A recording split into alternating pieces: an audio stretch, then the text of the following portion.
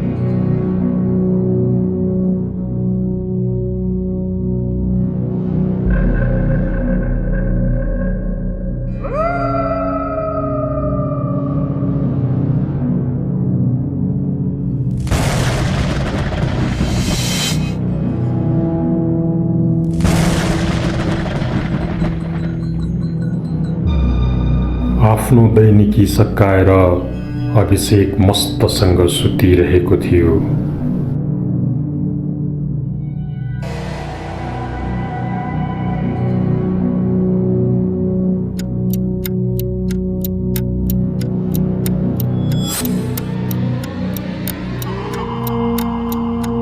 मध्यरातमा कतैबाट पानी बगेको जस्तो आएको आवाजले उसको आँखा खुल्यो।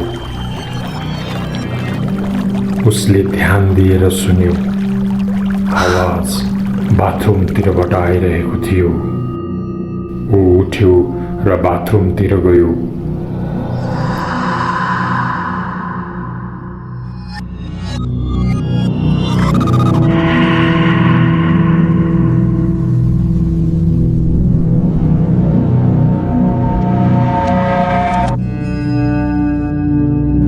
बाथरुममा साँच्चीकै धारा खुल्ला थियो। उसले हल्का महसुस गर्यो अनि मुख धोयो र धारा बन्द गर्यो।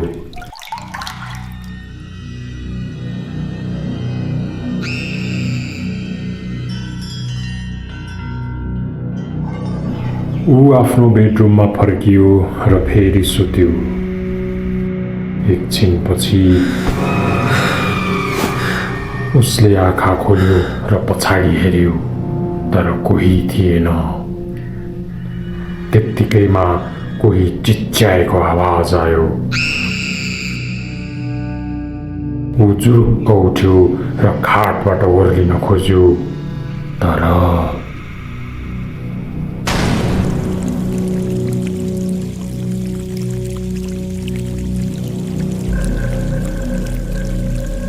त्यत्तिकैमा त्यो देखेर उसको मुटु नै बाहिर आउला जस्तो भयो। ऊ आत्तिँदै करायो, तिमी त 1 महिना अघि नै मरिसकेको